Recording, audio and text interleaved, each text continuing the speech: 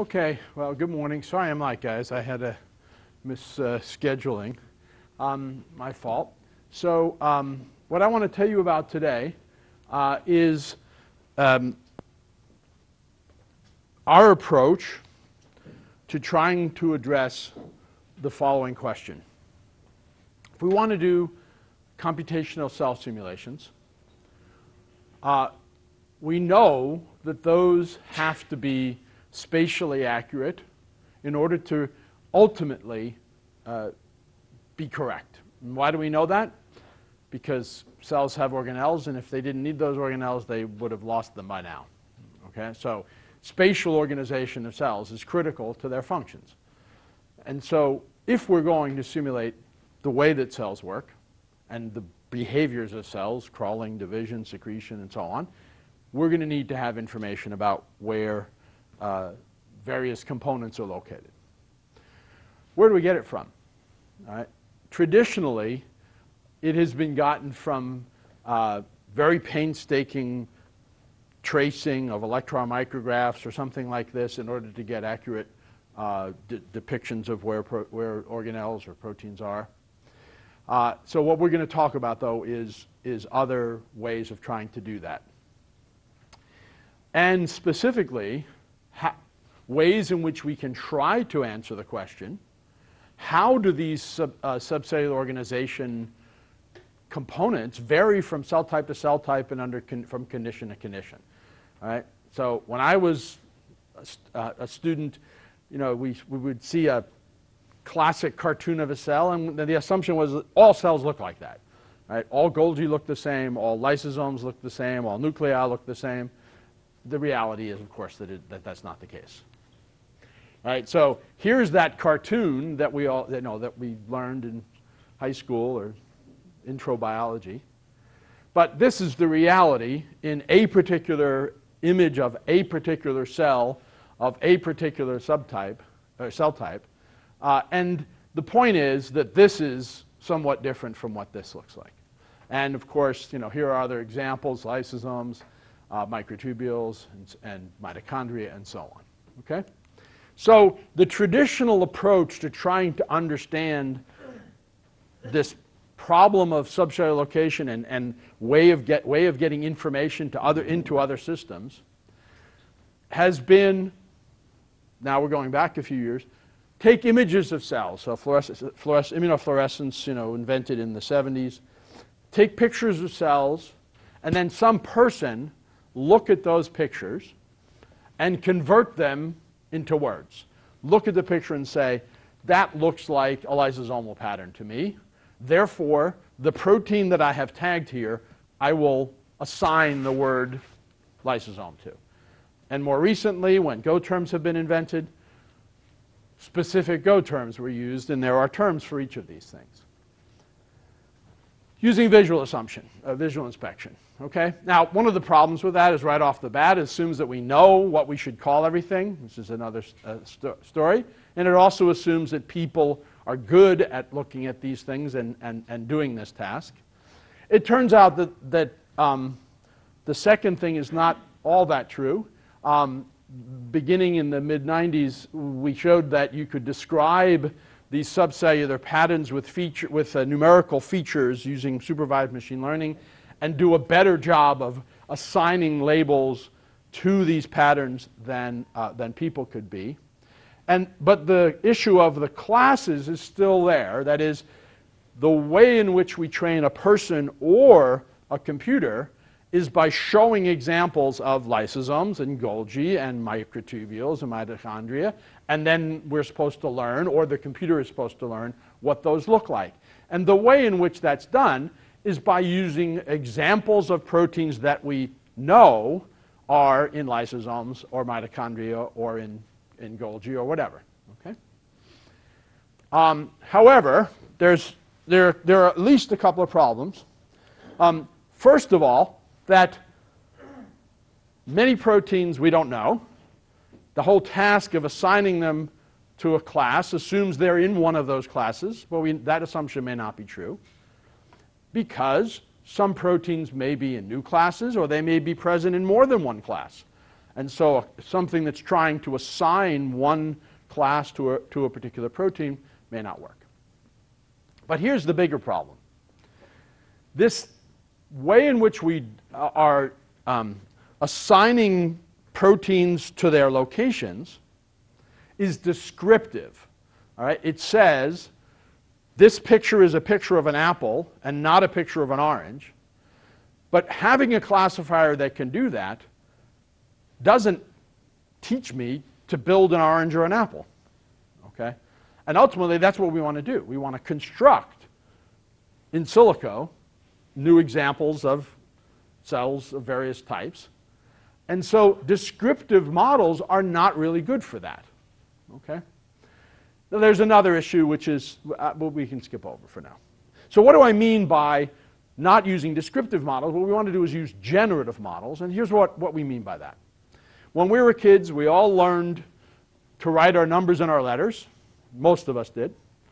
And we did that by being shown examples of, for example, the letter 5. And we did not memorize those. So if we were shown these examples and we were asked, learn how to recognize these, but also learn how to produce them, how to write 5s. Right? If only thing we ever had to do was read, then what I'd be saying wouldn't be true. But we are asked, learn how to write 5s. And the way we do that is not by memorizing the examples that were given and reproducing them when asked, even though we could have done it that way.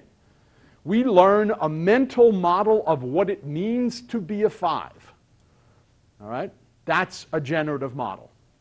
It is the model that allows us to produce new examples. It is the model of the, if you will, the underlying distribution of 5s. Okay? And then we can generate as many new examples as we want. What we want to do, and what we have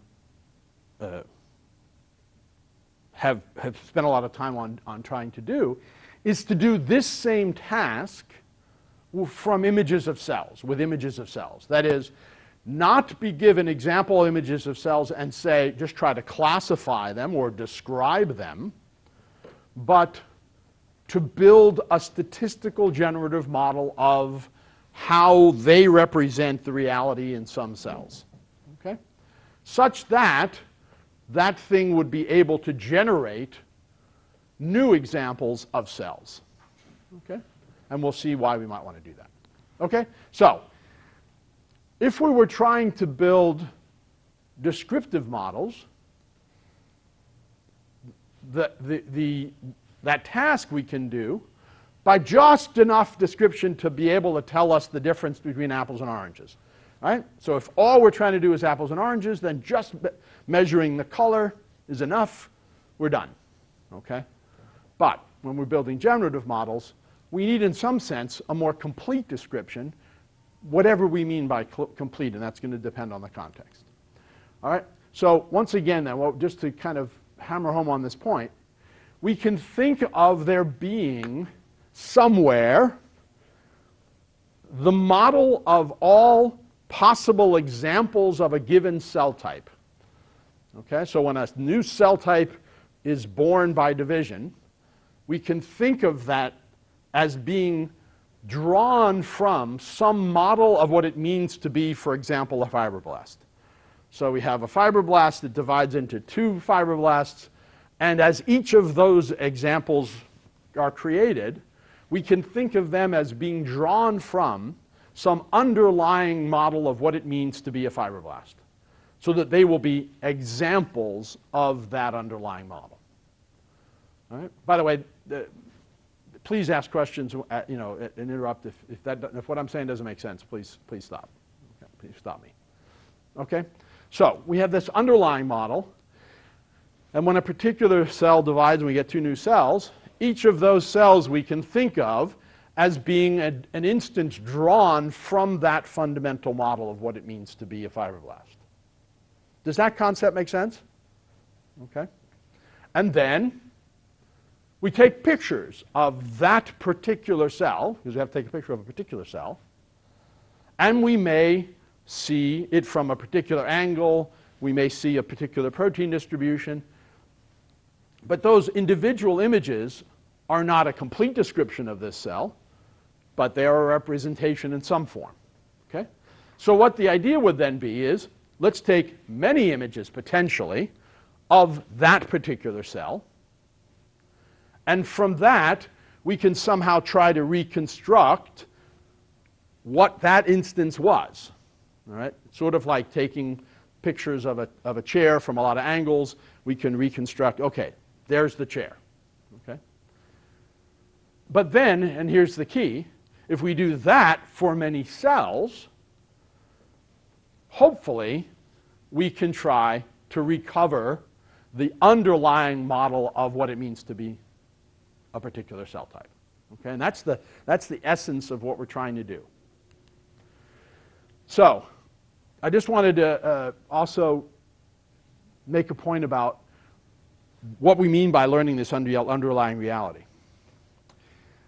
There is a different version of this kind of problem where instead of saying cells, we might say molecule or complex, like ribosome or nuclear pore complex or something. In which case, the technique we are usually using there, you've probably seen examples of reconstructing what a ribosome looks like or what a nuclear pore complex looks like from many images by essentially averaging, by aligning them all up and averaging them together to get an average image of what a ribosome or a nuclear pore complex looks like. And this is done very often in cryo-EM. The final thing you end up with is actually then this averaged structure, and you're finding it by removing the noise and the variation. Okay? But in our case, what we want to do is we want to build models that actually keep that variation. So unlike a ribosome, which actually has a fairly rigid, regular structure, reproducible structure, cells don't. Okay? So we want our model to capture the incredible variation that cells show in their sizes and shapes and organizations. Okay? All right. So how are we going to try to do that? What we're going to do, again, take many cell images. And what we're going to do is, instead of calculating things like red or big, or size or whether they have a stem or not for apples and oranges, we're going to estimate generative parameters, parameters that allow us to make new instances. So let's go back to the chair. If we wanted to build a generative model of chairs, the universe of chairs, we could perhaps think in terms of measuring the lengths of the legs, the angles that the legs are sticking out at, the width and depth of the seat, the height of the back, and so on, right? We could come up with a list of things, sort of like you would give to, if you were a carpenter, the measurement. Somebody said, make me another one of those chairs, right? What would you need to do? You would need to make measurements. If you say, make an exact duplicate of that chair, you'd make measurements, right? And then those things would be generative parameters, because you can use them to build a new chair. Okay? Now, it might not end up being exactly the same, because maybe you're using a different wood or a different material, or and the ones you're having are going to have, even if you're using the same material, it's going to have bumps in different places. Right? So it's not going to be exactly the same, but it is going to be parametrically the same. You're making an assumption that the parameters that you've made are enough to duplicate it. Okay? So within the realm of that, you're going to consider that to be a duplicate. Okay? So we find, or we decide upon parameters like that. Okay? And we then estimate those parameters for each of the cells, just like we would do with chairs. Right? And we put those in a table. Right? So for each cell, we put in the parameters, the lengths, the heights, and so on and so forth. And then we build some kind of statistical model, an appropriate statistical model, from that matrix. Okay? Does that make sense? And of course, the simplest thing we can think of is probably a multivariate Gaussian. Right? So that we have, for each of these parameters, we have a a mean and a standard deviation, and of course then covariances between the different parameters. We just built the generative model, right? So now if I want to ask my carpenter to make a new chair, but I want it to be a surprise, I don't know which chair I'm going to get, I randomly draw from those parameters and say, carpenter, make that chair. Okay? So that's the idea. So that we're using these generative parameters, statistically summarizing them, and then sampling from that. How many people have seen this in some other context before? Right? Yeah. Can you tell me what it was? So, I mean, we look at variability within cells. Yeah. And I mean this generative, the idea of a generative model. of reconstructing, yeah. So, I mean, so we do understand there is variability within cells of the same type. And so then you're trying to extrapolate, well, what are the key features and what are the key properties that would go into a representation of a cell that you could study. And I mean, moving on further to understand variability, then you could play with parametric analysis or known ranges to look at. Right, but the key is to make that generative rather than descriptive. Right. And that's, yeah, okay. Good. Anybody else worked with generative models in some other context? Okay. All right. So this project is all under the project to do this is under the heading of Cell Organizer. It's involving a lot of people at a lot of places. And here's the basic way in which this is going to be structured. What we're going to do in building these parametric models, we're going to start to separate out the different components of the cell and try to build models of each of them in turn. Okay? And we're going to start with nuclear shape. But here's the key, and we're going to see this throughout. Those models can't be made in isolation. All right? So for right now, just remember that these arrows are indicating that there's a dependency between the model of this and the model of that. And we're going to get into that in a little more detail. So we build the model, and then, of course, from that, we can synthesize cell images. So we're going to start with parametric models of nuclear shape. Okay? So imagine that what we've done is taken fluorescent microscope images of a lot of cells, and we have stained those cells before we took the image with a DNA dye or a histone, GFP histone or something, or a membrane a nuclear membrane marker, such that we get an image, and then we segment out with image processing the nucleus and its boundary. Right? All of that's relatively easy to do. And Cell Organizer does that automatically for you. Okay? So it takes an image, finds the nucleus if you tell it, I've stained this image with a nuclear dye. Well, what I want to do now is to build a model, like the chair model, of what it means to be a nucleus. And an example of that is that what I can do is I can say, well, let me find the center of this thing. By the way, this dimension this way is the Z slice that was imaged. Okay, so we're taking this as a confocal image where we're slicing from the bottom of the nucleus to the top. And then these are just the pixels, in X and Y. Okay? So we find the middle, and for each slice, we measure the distance to the edge of the cell, of the nucleus, in that slice, at a particular angle, and then we do that for 360 degrees. So we just take this thing and turn it into what's called a cylindrical surface. The reason it's called a cylindrical surface is because we have the Z slice. Right? If we were doing it for just one slice, it would be polar coordinates. Okay? So we do that, and then we make a map that contains those measurements, right? So here's the Z slice, and here's the angle, and here's the radius out to that point, the distance out to that point. So you can see that as we start at one end, the distance is long, and then it gets short, and then it gets long again, and then it gets short, and it gets long again. And that's shown here. Okay? So now we're going to make an example of our parametric assumptions. Like we said before, let's not worry about where the bumps are in the wood. We're going to say, let's not worry about where the bumps are in this thing. Let's assume that the bumps are not that important. I have really no basis for making that assumption, but I'm just going to make it, okay? Because I have to start somewhere. And then what I do is fit this thing with a spline surface, all right, which takes 32 parameters, coefficients. And then I have an additional parameter for the height of the nucleus, how many slices there were. Okay? And that gives me a parametric representation of the nucleus. And from that, I can construct a new nucleus, right? So the key is that when I found these parameters, when I did this, this was just a transformation. I didn't lose any information. It was just a mapping of one to the other. All right? I can reconstruct this from this perfectly. But this was my fit, my parametric fit.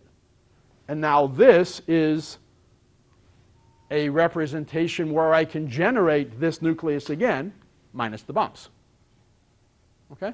So if I have this, I just turn it back into that, minus the bumps. All right, so then I take the 33 parameters for each cell, or each nucleus, and do that for many, many cells, and learn an appropriate statistical distribution, which is a whole other task, which is, how do I know what statistical distribution is right? How do I test them? And then, as we said before, what we're going to do is we're going to sample from that distribution 33 values from that multivariate Gaussian, and then I can synthesize a new nuclei, okay, minus the bumps. So then I need to move on to the next piece, right, which is the cell shape. Now, if you were to think about how do you want to build a model of cell shape, you might say, well, I'll just do the same thing you just did. Right? I'll build a cylindrical surface model for a cell. Take all the slices, measure the distances out. I can get a reasonable model of a cell. The problem is, and then if I want to synthesize a cell and a nucleus, I can draw a random value from the nuclear model, 33 values from the nuclear model and 33 values from the cell model, and I have an instance of a nucleus and an instance of a cell. The problem is, I don't know where the nucleus belongs inside the cell. Does it go on one end, the other end? What if the nucleus is too fat to fit into the cell that I synthesized, right? Because the cells are very variable in shape, and so the nuclei, and I might end up with a big nucleus and a small cell. So what that implies is that I need to have a conditional model of the cell shape, or somehow I have to have conditionality between the two. Off the bat, let's not worry about whether it should be that the cell's dependent on the nucleus or the nucleus dependent on the cell, but I have to have a relationship between them such that when I synthesize an example of one, I synthesize an appropriate example of the other that goes with this one. Okay? And the way we can do that, so that's what this is saying, right? That the relationship between these models has to be conditional. That is, the model for the cell shape is going to depend on the instance of the nuclear shape that I drew. So that's what we call, we refer to that as an instance. That is one example from the generative model, right? We have the generative model of all the nuclei. We pick 33 values and we sample from it. That gives us one instance. Does everybody understand? That's a very important concept of instance. Okay? It is a synthesized example drawn from the overall generative model. Okay? So that's what we mean by this. That's how we represent that. The nuclear shape, the cell shape depends upon, that's what the arrow says, the nuclear shape. So a simple way we could do what I just said is to build a ratio model where for each real instance of cells, we measure the distance from the center of the nucleus to the edge, just like we did before, but now we measure the distance to the outside of the cell, and we do that over 360 degrees, and then we save that model. In this case, we're going to save it using principal components. All right, so that we can synthesize so when we want to synthesize a cell, we first make a nucleus, and then we draw from this ratio model to get the ratios that we want to sample around the cell. Okay? So there's an example of synthetic nucleus and cell. Now, that was actually relatively easy part. now gets to be the interesting part, which is all of the organelles that live in a cell. Okay? We're going to start with just the first category of those, which are vesicular organelles. And once again, we're going to have conditionality, right? Because if we're synthesizing a lysosome, it has to be inside the cell membrane and outside the nuclear membrane. So again, it has to be conditional. Does that make sense? All right? That we have to somehow make it depend on the instances of cell and nuclear shape we took. Yes? All right. So, what we're going to do is we're going to realize that in many cases, this is an image of a lysosomal protein, a part of a cell that's been stained for a lysosomal protein. And we realize in many cases when we take such images, they're noisy. Okay? So this is the distribution of this lysosomal protein that we've stained. And if we're going to try to build a model of that, we could say, oh, well, let's just make some kind of texture model that, puts intensity in various places. But that wouldn't be a very good model, at least as far as our understanding of what a lysosome is. Right? Because a lysosome is a membrane-bound organelle that is roughly ellipsoidal or spherical in nature. Okay? So that is again, a parametric assumption. We're going to say that this is actually an image of a bunch of spheres or ellipsoids that are the real lysosomes. And it has just been sampled, and that's what makes it look like this instead of looking like spheres and ellipsoids. So what we can ask is, what is the highest likelihood distribution of spheres and ellipsoids of each of the individual lysosomes that could have given rise to that actual image? Does that make sense the way I said that? What is the distribution of actual lysosomes, spherical or ellipsoidal lysosomes, that when we imaged it with a noisy imaging process would have given us that image? All right, so that's a very classic problem. We know how to do that kind of problem, which is that what we do is we're going to try to do some sort of fit of Gaussian objects. A sphere is a multivariate Gaussian. An ellipsoid is a multivariate Gaussian. We're going to fit Gaussians to this image. And we do that by doing a little smoothing and then just doing a Gaussian fit. Okay? So what we're saying is this is the reality. Right? That's actually what was happening, at least to our best ability to estimate it, that's where all the lysosomes were. And then when we took the picture, when we add in all the noise and sampling and everything, that's what we got. And of course, if we took a picture of this again, we wouldn't get exactly this image. We'd get something slightly different. Right?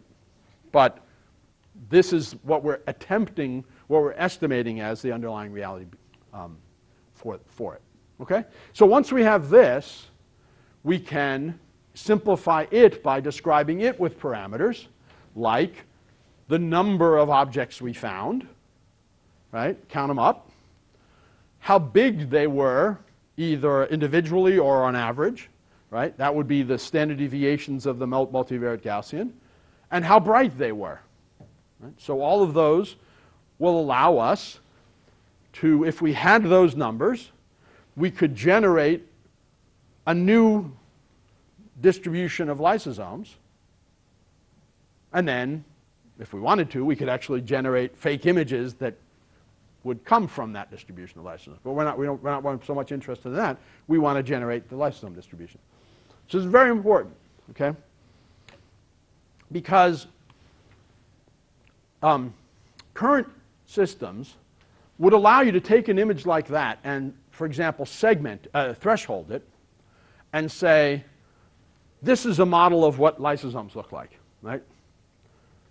And to make, if you wanted to make like a compartmental model of where all the lysosomes are, of what the lysosomes are. But if you thresholded that, you're going to get something that doesn't look like lysosomes at all. Okay? This does. At least according to our assumptions about what it means to be a lysosome. That's always going to be the case, that all this is going to be based on assumptions. So which are we going to build a more accurate model of a cell from? You know, a thresholded version of that or this?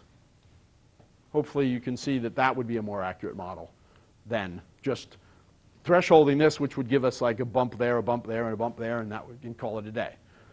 Okay? All right. So we can do the same thing. We take these parameters, we do them for many cells, and we have now a statistical model of how to generate how many lysosomes, how big they are, how bright they are. The only thing we got to do now is put them in the right place in the cell. And that we can do the following way. Same ideas as before.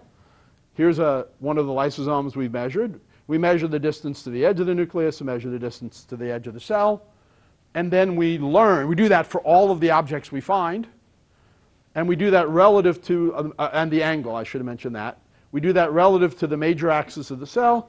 And then we can build up a probability density function, right, of where is a lysosome likely to be in a cell. And this is an example of a probability density function where the height is proportional to probability. Okay? So there's the nuclear membrane, there's the cell membrane, and the green is showing the probability of where it is in the cell. Okay? So we can sample from that and we can make an image that looks like that. Okay? Now, again, I want to drive home this point. I'm not saying that every lysosome is exactly spherical or exactly ellipsoidal. What I am saying is this is a better representation of what lysosomes are like in a cell than if I just tried to take one of those noisy images and just like segment it and get a bunch of blobs. Okay? That's really fundamentally the point. Are there any questions about that? Because that's really the key to what we've just been talking about. Yes? Have you been able to teach this function by comparing different resolutions of microscopy? For example, engineered stem cells? Yeah. So I mean, there's very little data that helps us to do that. The only thing we were able to do was we looked for statements in the literature or experiments that people had done to do things like try to measure, for example, we have another model which is microtubules. How many microtubules are there in a typical cell, right? And compare that to how many we estimate by this approach. And you know, it was like almost exactly, in that case it was like 100 new microtubules per cell, and we got a number, you know, the average was actually 100. It was like dead on, right? I'm not saying that's that close in reality, but that was what it had. So there are very few pieces of data that would allow us to get at that, right? And especially, for example, if you compare between fluorescence microscopy and electron microscopy, you get much smaller sections of cells unless you're using, you know, special, you know, and there's all sorts of other issues. Now, the one thing we haven't done yet is to compare these results against so-called super resolution light microscopy, which would probably give us an even, but the methods we're using would work exactly the same on those higher resolution images. You would just get more accurate, you know, measurements. Right? But does everybody get that idea? So now, if what I want to do now is I want to build a simulation where we have a biochemical model, and you guys have already talked about that, for example, a protein that's in endosomes and it's inside of a cell and it's, you know, it's affecting traffic to the nucleus. I can synthesize a nucleus, I can synthesize a cell boundary, I can synthesize endosomes, lysosomes, mitochondria, you know, peroxisomes, and so on and so forth. And then I can model using that. Okay? Now, we're going to talk now about what if I don't know how to build a parametric model for a particular thing. Sometimes it happens that nuclei look like Ys or Zs. Okay? And if I do that, my model's going to break down. My model where I was building this cylindrical thing, if I try to do that for a Y or a Z or a V or whatever, breaks down. Doesn't work. I mean, I'll get something, but it won't be right. So I can either try to modify my parametric model, or it turns out I can use non-parametric methods. All right? So this is work that was originally developed by Gustavo Rode, and we worked together to apply this to nuclear shape. The idea is that what we're going to do is we're not going to make any assumptions about what measurements we need in order to make a chair. We're just going to characterize chairs by their differences among each other. Okay? And that is going to be illustrated here. So let's imagine here's one nucleus and here's another nucleus. All we want to do is measure how similar these two things are. That's it. And we'll see what we can do with that later. So how do we measure that? Well, we're going to measure how similar they are by how hard I have to push on this one to make it look like the other one. Right? I'm going to be pushing on one, and when I say pushing, think of the shape as being like a piece of clay or something, and I have to, you know, push it in one way and pull it in another way. And here's an example of how I do that, right? I sort of start pushing in the middle, and because I want to make this indentation. And what I'm going to do is I'm going to just measure how much pixel movement I had to do in order to do that. It's a very gross approximation, but that's what we're doing. Okay? And that number is a measure of how similar those shapes are. So if I had another nucleus that looked pretty darn close to that, the distance would be small. I just have to push a little pixel here and then it's done. Right? But if it's fairly different, I got to do a lot of pushing. Okay, so what do I do once I have those distances? All right? What we want to try to do is to build a map that puts each cell near other cells or nuclei, or whatever they are, that are similar to it in shape. Okay? So, if we think about that, I have this measure of distance. So I can do that for all my pairs of cells or nuclei or whatever it is. Right? And so I can construct a distance matrix. Right? Cell number 1, cell number 2, cell number 1, 2, and I measure the distances between all the pairs, and I can fill out that matrix. I can then look in that matrix and see how close is cell 1 and cell 7, but what I want to do instead is to make a map that puts all the cells that are similar to cell 1 near cell 1 in that map. Does that make sense as the job that I want to try to do? Does it make, right? So it's like the following. If I had distances of all the major cities, or many of the major cities in the US, and I just had distances, and I want to reconstruct the map of the US, or at least of the cities, where they are. Okay? So obviously I can take that, and I say, oh, I'll start with Boston, and I'll put Chicago 963 miles away. Right?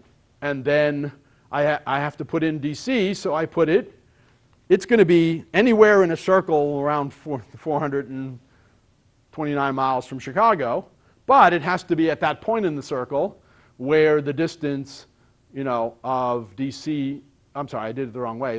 This is the distance between Chicago and DC, 670 miles circuit, but I have to put it somewhere that the distance to Boston ends up being 429. All right? So you can think of that. That's a straightforward problem to describe, right? And it's a straightforward solution. Okay? So but although there are lots of ways of doing it, I don't want to trivialize the task. That's the task we want to do, especially because these numbers, unlike in this case, will have noise in them.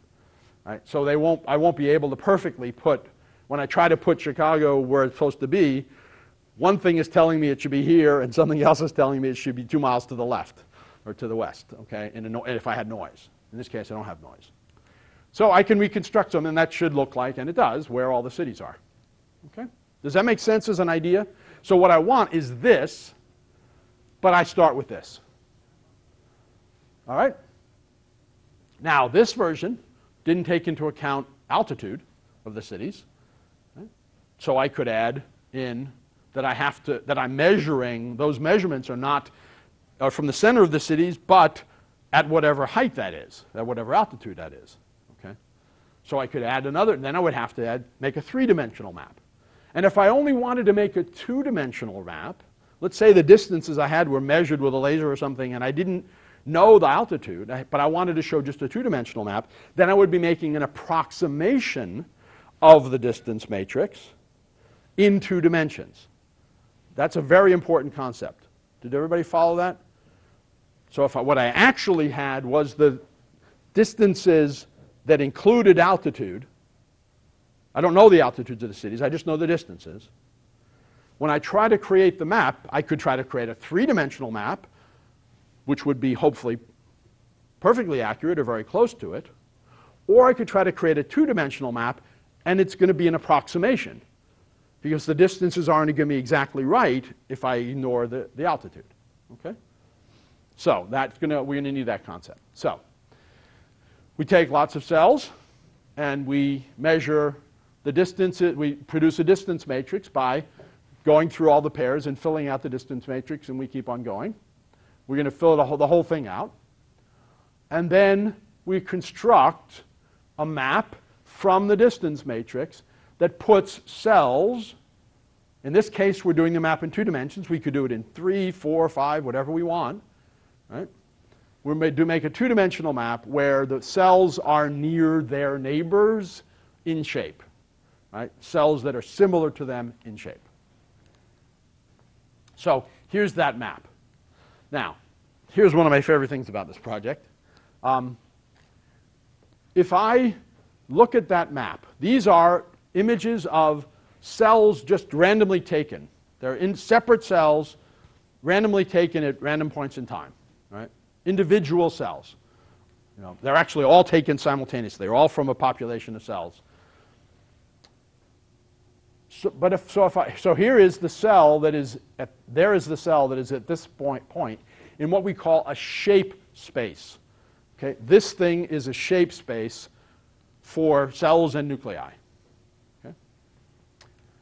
What would this cell look like if we could, instead of just taking a snapshot of it, make a movie of it? What would it look like delta t later? Would it look like this, or this, or this, or this? No. It would look like its neighbors in the shape space. Okay? So what that means is that we could try to imagine what it would look like over time just from the measurements that we have of the shapes of lots of different cells. Okay? And one of the simplest ways we could do that is to take a random walk through the shape space. So what we're going to do is walk around in the shape space, and as we walk around, synthesize a shape that corresponds to that point. Now that's a very important thing. These are the real examples, the ones where you see a cell, those are the real examples, but we can also synthesize images for any of the points, and Greg's going to get into this in a bit. We can synthesize images for any of the other points, and we can make a movie. All right?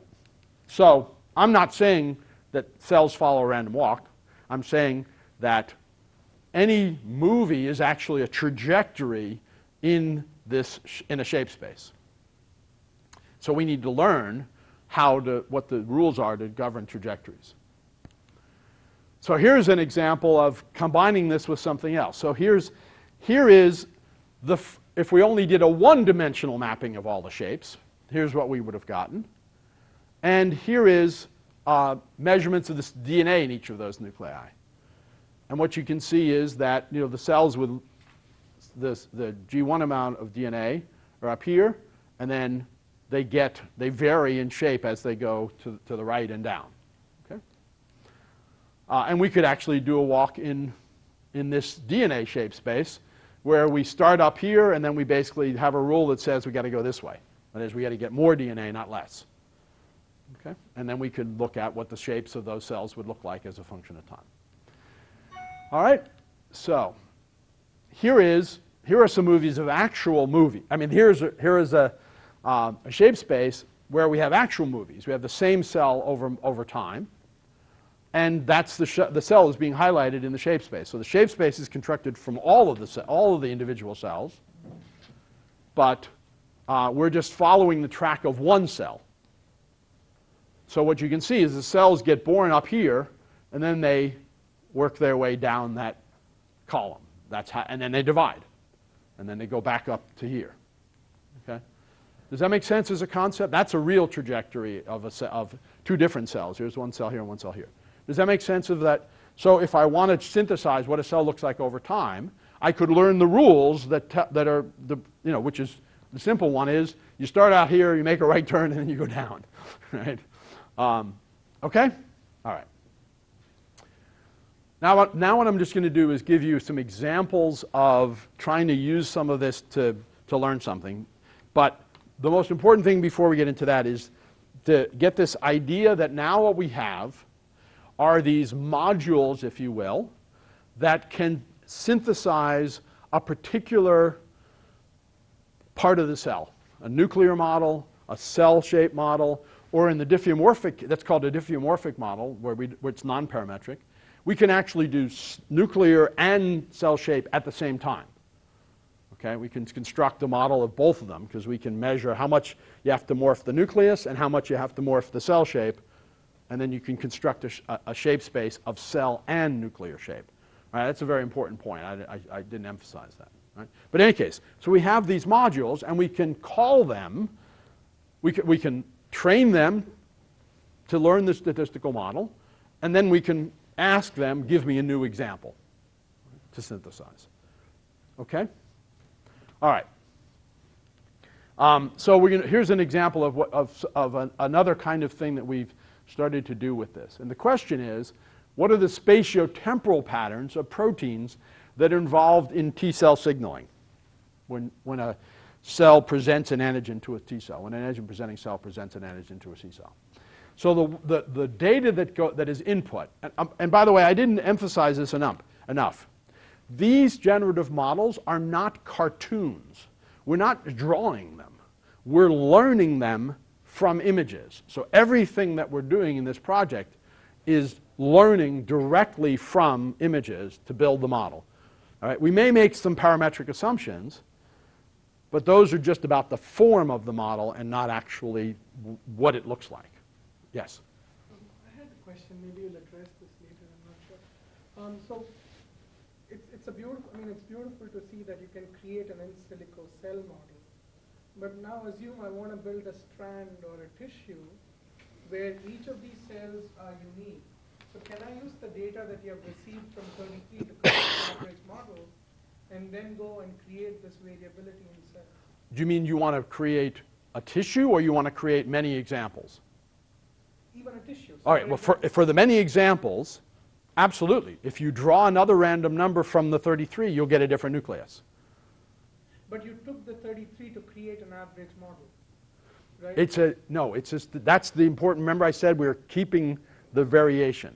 So it's a multivariate Gaussian model of those 33 parameters, which means every time I pick 33 random numbers, I get a coordinate, in that space, so I get the 33 parameters, and every time I do that, I get a different one, right? So, all right, and we're going to talk in a bit. I won't do it, but Greg and Devin will talk about the issue of what if that model has multiple types within it, right? So what if there is, one type of nucleus that's round and another type of nucleus that's, Y-shaped? Can you build a model that has both of them in the same model? And the answer is yes. So you have just a multimodal model. Okay, so, but everyone understands the idea that we're going to do everything from images. So in this case, the images we're going to build from are movies that are taken of T cells that are labeled with a fluorescent, with a GFP tagged on a specific signaling molecule, and then antigen-presenting cells, and they're just mixed together, thrown on a slide, and they get to move around until they bump into each other. Okay? And when they bump into each other, they form a synapse, as it's called, a T cell synapse, where the antigen-presenting cell and the T cell form a close connection. So what we have is, from our collaborator, Christoph Wolfing, who's part of this MMBIOS, we have movies of the overall cell shapes to help us find where the cells are, and of the particular protein. Now, what you can see right off the bat, these are noisy images, right? Because they're a GFP of a protein that's not very It's present at physiological levels. It's not overexpressed. So there's not very much of it. So what we would like to do is to take many movies like this and construct maps of where the protein is in space and in time. Okay? So what we're going to quickly go through that is we take those fields of many cells, we segment them to find each of the cells, each of the T cells, and then we have individual images of the cells, and then we morph each of those actual cells to a template that looks sort of like an Eppendorf tube. It's a half of an ellipsoid, because that's what the cells sort of look like. They have a flat synapse on one end, and then they have the body sticking out. Does that make sense if you think about it? Right? So that's the template. We're going to morph them all using the methods we talked about earlier, the diffeomorphic approaches. We're going to morph them to this template, and then we can average all of those for many cells. And then we get a distribution model of where the protein is at each time point. Okay? So here's an example of those models. If we look at -2, at time -2 for a particular protein, and what we're going to do is we're going to look at that averaged model from the side or from the top. Okay? So what we see from looking from the side is that the protein is mostly at the bottom of the cell here, right? And maybe a little bit of it towards the top, but it's mostly at the bottom and in a ring, right? It's outside of the nucleus, which is in the middle. But at time 0, when the synapse forms, that protein jumps up to be at the synapse. Does everybody see how that map shows you that, right? It's down at the bottom of the cell and it jumps up to the top, and you can see that in either view. So this is just an example of 2 time points for one particular protein. So we can do that for lots of proteins and lots of cells, and what you can see is then you can make movies of 3 different proteins and how they are distributed relative to each other. And where it's white, that means they're all together. Where it's purple, that means the red and the blue one are together, and so on. Okay? So we can construct that, and these are much more defined than the noisy images we started from. Right? So that's an example of building a model where we're creating an. I'm going to skip over these, and I'm going to skip over that. Okay, so almost done. We can also try to do this kind of modeling during a process. We just did a process of T cell of synapse formation. We can do it for processes like cell differentiation, development, or cell cycle, and so on. So the model system we're going to use here is rat PC12 cells. When you grow them normally, they're just roundish cells, and they divide. When you add nerve growth factor, they stop dividing and they form a neuronal type cell.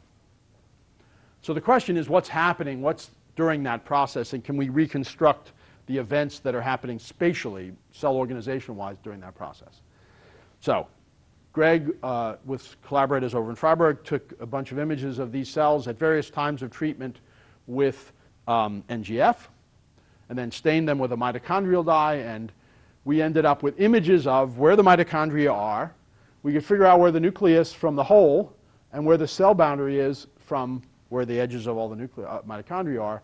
And so we could take the images of these mitochondrially stained cells at various times and construct cell organizer models for the nucleus, the cell shape, and where the mitochondria are at each point in time. Does everybody understand that? So what we're going to have now is many cells, 100 cells, at 0, 12, 24, and so on. And for each of them, we're going to construct a model. But before we do that, we're going to construct instance models. And then we're going to try to build a map, in this case a one-dimensional map, that summarizes the variation that's happening during that process. So the red line here is the control cells before you add NGF. And as you go to the left, that's more and more time in NGF. And as you look here, this is plotting by the cells with a color corresponding to their time point.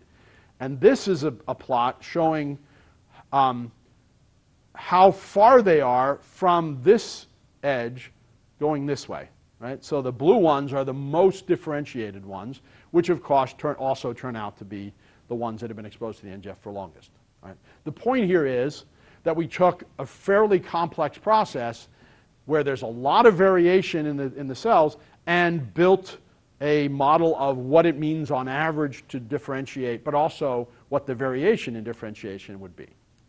And we can build from that, we can construct, again, movies that walk along that line. So here's a movie of a PC12 cell as sort of an average PC12 cell as it goes through this process of differentiation where it's changing shape and sort of exploring, you know, sticking out dendrites, and then at a certain point it commits and the dendrite, see the way that one's sort of, yes, okay, I'm going to go that way. Right?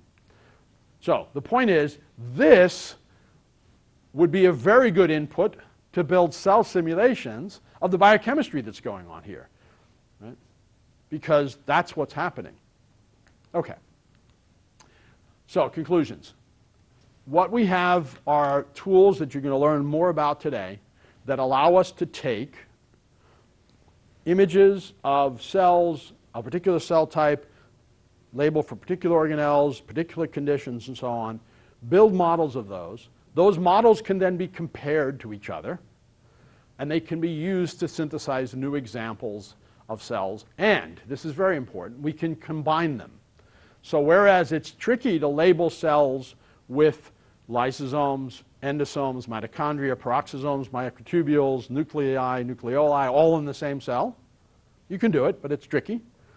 We could build models from separate cells labeled for each of those things and combine them to synthesize a new example that has more than one of those things. Does everybody get that? Right? Now that's under the assumption that they don't affect each other. And we can test that assumption. Okay, that is that the distributions of one thing don't affect the distributions of the other. That is that they're not conditional on each other. All right? So the idea, again, learn this underlying model and use it. And the other thing that's important to remember about this is that you can, if you want to see how your biochemical model is affected by the spatial distribution of the compartments, you can take somebody else's model of the spatial distribution that they, like one that we've built for 3T3 cells or HeLa cells, and you want to say, would there be a difference in this system between 3T3 cells and HeLa cells? And you can do simulations of your model in the 3T3 geometry and in the HeLa geometry and in any other cell. So you can use these, if you have cells of your own, that are images of your own, that you're a particular cell type you want to work with, you can build models, but you can also use models that other people have created and put them into cell simulations. Right? I'm going to stop and see if there are any questions. Oh, I should mention, forgot this part. That's all the people that did all this. All right? Questions about any of that? And then if not, we're going to go to Greg, I think, right? All right? And Greg and Devin and Yvonne are the experts on this stuff. So they're the best people to ask questions. All right, Greg, you want to jump in?